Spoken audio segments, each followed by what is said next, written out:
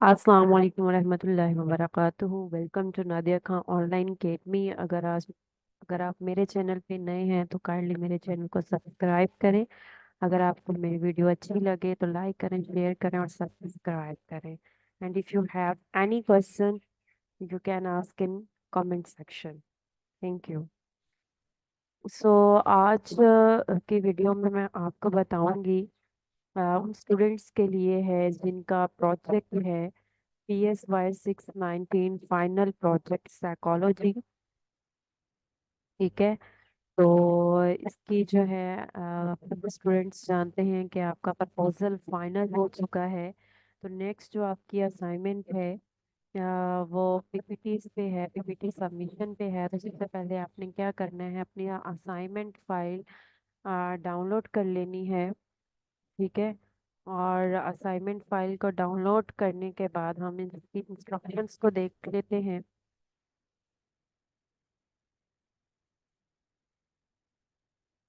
तो आपको क्या करना है, presentation slides of proposal defence, इसकी हर असाइनमेंट सबमिट करवाना ज़रूरी है। ठीक है। एलएमएस पे आप इसकी कोई भी असाइनमेंट स्किप नहीं कर सकते।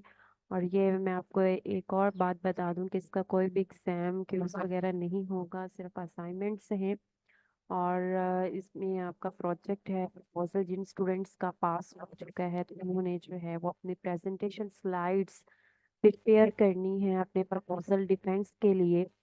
Presentation slide should be according to the specified template uploaded on the course view LMS। तो आपको इसके लिए जो है आपने पावर पॉइंट यूज़ करना है। और जो आपको टेम्पलेट फॉर्मेट प्रोवाइड किया गया है एलएमएस पे, उसके अकॉर्डिंगली आपने अपनी ये असाइनमेंट बनानी है और विद इन ड्यू डेट उसको एलएमएस पे सबमिट करना है। सो गाइडलाइंस जो है वो लेसन 7 में जो है वो प्रोवाइड की गई हैं। Presentation slide should be made in MS power point 2007। और आपने इसमें जो वर्जन यूज़ करना है पावर पॉइंट का वो 2007 होना चाहिए। और इसमें ये है कि it is compulsory only for the pass students to submit their presentation slides before the date of presentation. और जिन स्टूडेंट्स का प्रपोजल पास हो चुका है उन स्टूडेंट्स को जो है अपना प्रेजेंटेशन स्लाइड्स जो हैं सबमिट करवानी है एलएमएस पे। और प्रेजेंटेशन स्लाइड्स जो हैं रिव्यू इनका नहीं किया जाएगा। और then उनको जो स्लाइड्स हैं इनको एवेल्युएट किया जाएगा during your presentation and viva voice session। And the students who have been declared needs improvement in the written work are not allowed to work on the presentation slides।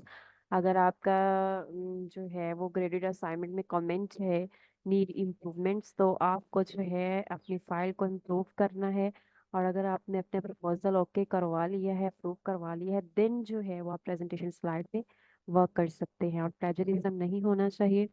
सो हम जो है इसका format देखते हैं और उसके फिर जो है वो डिस्कशन करते हैं। सो सबसे पहले आपने क्या करना है, फॉर्मेट के लिए आपने सबसे पहले इस आइकॉन पे क्लिक करना है। और लेसन 7 में आपने जाना है presentation, click to view PPT for proposal defence. इस पे आप क्लिक करेंगे तो आपके पास जो है ये फॉर्मेट जो है ये ओपन हो जाएगा। ठीक है।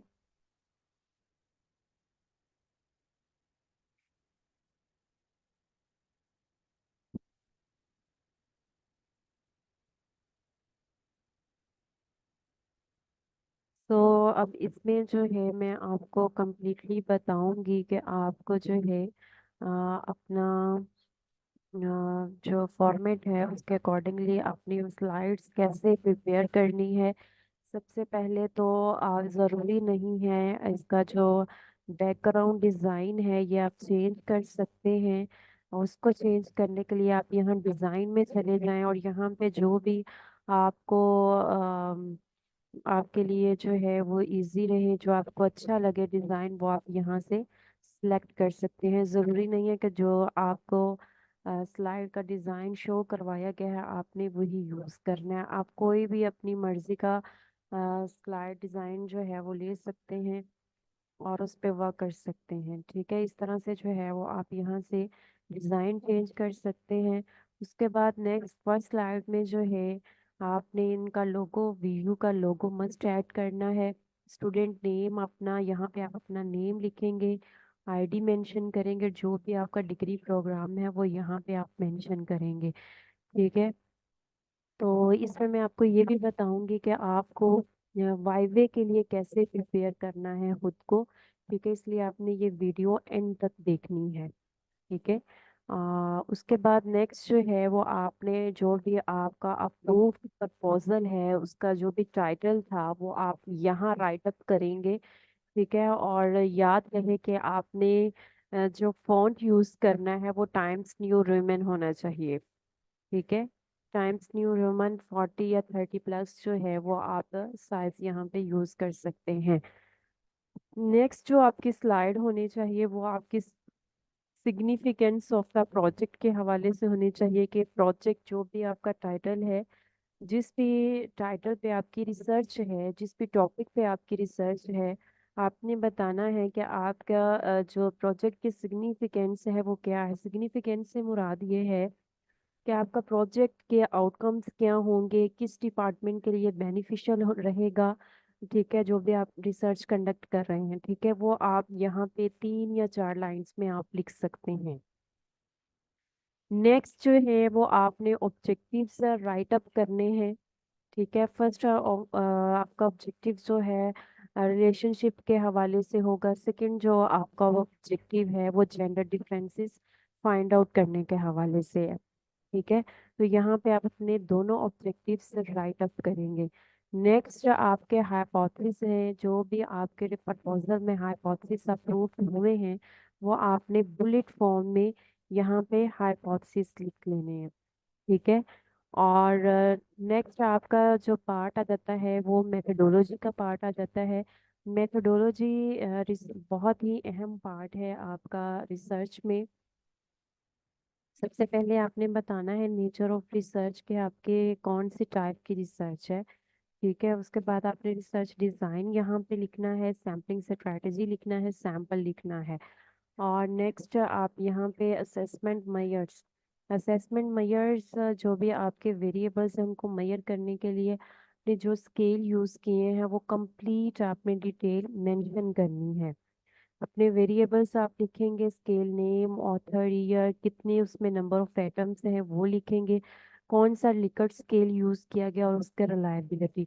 ये सारे कंपोनेंट्स जो हैं वो आपने असेसमेंट मेयर में मेंशन करने हैं यहाँ पे स्लाइड्स में। ठीक है, नेक्स्ट जो है प्रोसीजर में आपने बताना है कि आप अपनी रिसर्च को किस तरह से कैरी आउट करो, किस तरह से उसको प्रोसीड करोगे। ठीक है, यानी कि किस तरह से आप डाटा कलेक्ट करेंगे, और ये सारी चीज़ें यहाँ पे आप कोई 4-5 लाइन में यहाँ पे आप डिस्क्राइब कर सकते हैं। नेक्स्ट जो आपका पार्ट है वो डेटा प्रोसेसिंग एंड एनालिसिस है। इसमें आप बताएंगे कि आपने कैसे जो है वो अपना डाटा कलेक्ट करेंगे। ठीक है, और अपने हाइपोथेसिस को मेजर करने के लिए आप कौन से टेस्ट जो है वो अप्लाई करेंगे और रिजल्ट्स को कैलकुलेट करेंगे। नेक्स्ट आपकी जो स्लाइड्स है वो ये है। ठीक है, तो आपने ये स्लाइड्स जो अपनी बनानी है वो अप्रूव्ड प्रपोजल पे बनानी है। ठीक है, अकॉर्डिंग टू फॉर्मेट होना चाहिए आपकी स्लाइड्स, और इसमें आपने अपनी तरफ से किसी भी किस्म की चेंजेस नहीं करनी। जो आपका प्रपोजल अप्रूव हो चुका है और आपने वही चीज़ें इसमें ऐड करनी है। नेक्स्ट मैं आपको एक और बात बता दूं, डाटा प्रोसेसिंग के बाद आपने इसमें स्केल्स भी ऐड करने हैं। जो जितने आपके 2 वेरिएबल्स हैं या 3 वेरिएबल्स हैं उनसे रेलिवेंट आपने स्केल्स ऐड करने हैं। ठीक है, क्योंकि आपका जब वाइवा होगा तो वो आपसे पूछ सकते हैं कि आप अपने स्केल्स शो करवाएं। ठीक है, जो आप अपने डाटा कलेक्शन के लिए स्केल्स यूज़ करेंगे, और अगर आप चाहें तो आप रेफरेंसेस भी ऐड कर सकते हैं। रेफरेंसेस के बाद आप स्केल्स ऐड कर दें और फिर जो है ये थैंक यू की स्लाइड आएगी। अब मैं आपको बताती हूँ कि आपको जो है वो प्रिपरेशन किस तरह से करनी है। फिर मैं आपको टिप्स बताऊंगी।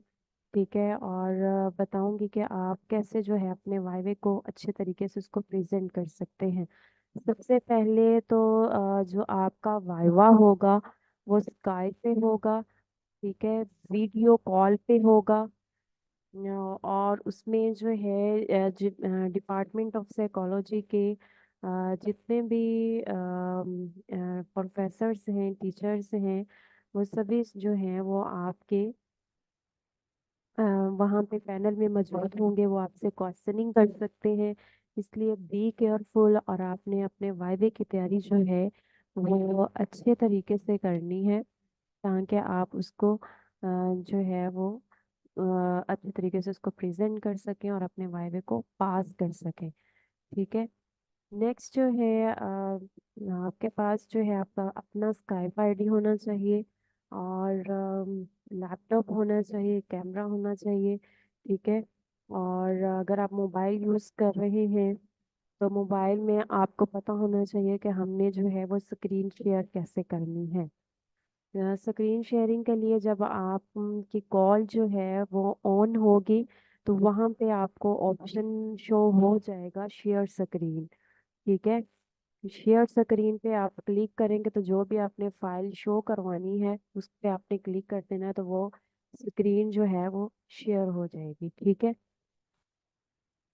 उसके बाद मेन थिंग ये कि आपका जो टाइटल है टॉपिक का, ठीक है, जो भी टाइटल है, अब जैसे मैं फॉर एग्जांपल ले लेती हूँ कि मेरा जो रिसर्च टॉपिक है वो सेल्फ कॉन्सेप्ट और एकेडमिक परफॉर्मेंस के बारे में है स्टूडेंट्स की। ठीक है।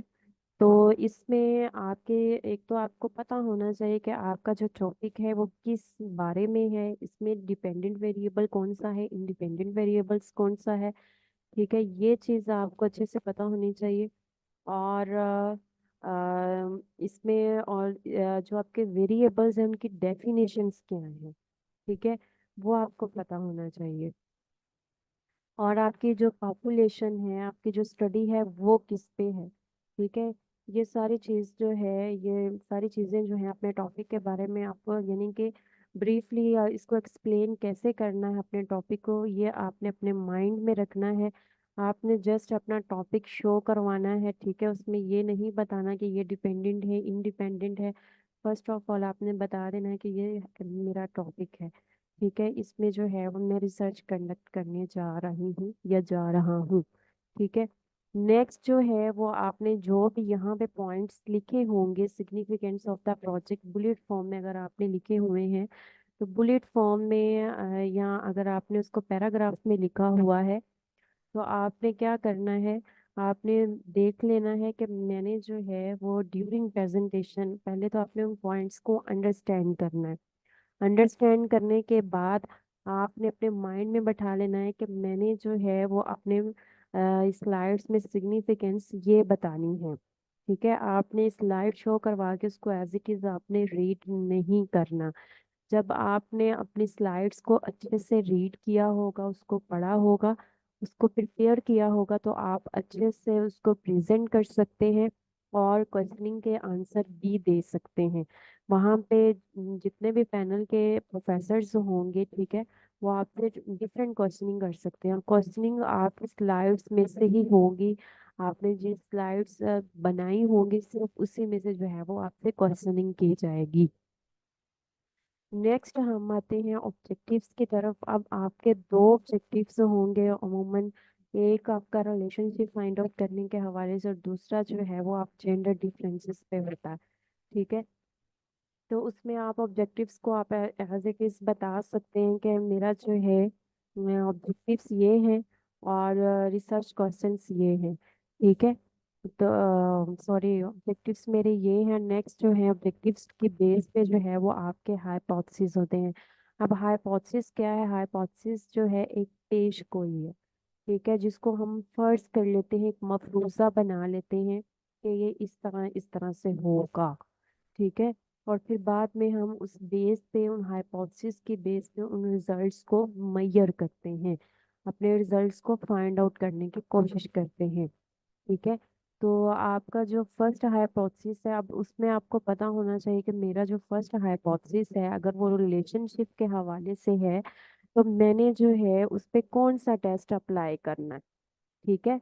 अगर मेरा हाइपोथेसिस जो है वो रिलेशनशिप पे है, तो मैंने उसको उसके लिए कौन सा टेस्ट अप्लाई करना है, ये चीज़ आपको अच्छे से पता होनी चाहिए। नेक्स्ट जो है आप का जो सेकंड हाइपोथेसिस होता है वो अमूमन जो है वो जेंडर डिफरेंसेस पे होता है। ठीक है।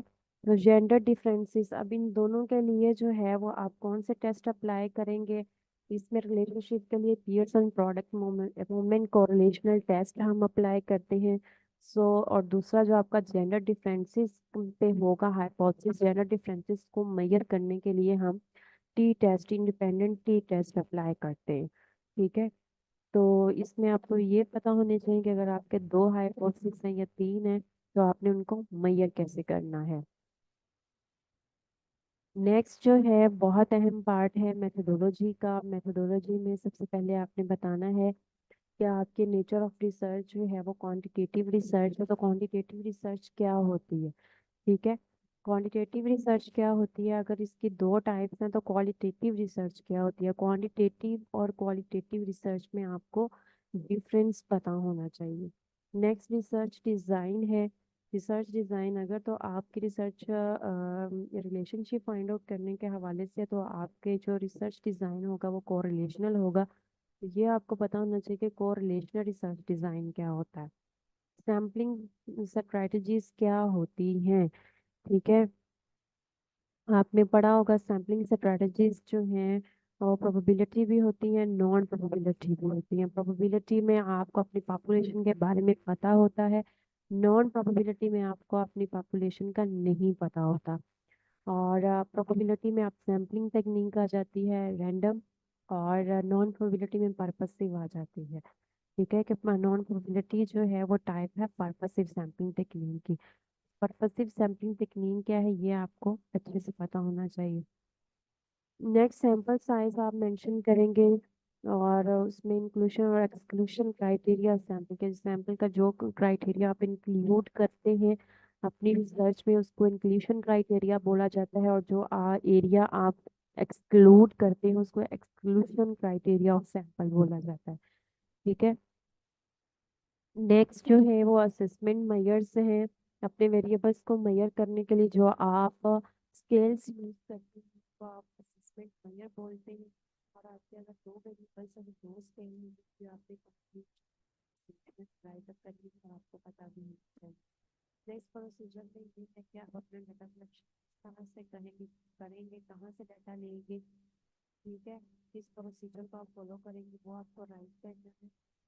डाटा बताना है कि आप कौन सा सॉफ्टवेयर यूज करेंगे अपने डाटा प्रोसेस करने के लिए, जो आपने डाटा कलेक्ट किया हुआ है। तो इसी तरह से जो है आप कौन से एनालिसिस जो है वो यूज करेंगे। लाइक अगर आपके दो हाइपोथेसिस रिलेशनशिप पे है तो आप कहेंगे हाइपोथेसिस वन को मेजर करने के लिए जो है Pearson product movement correlational test apply करूंगा। और सेकंड जो है जेंडर डिफरेंसेस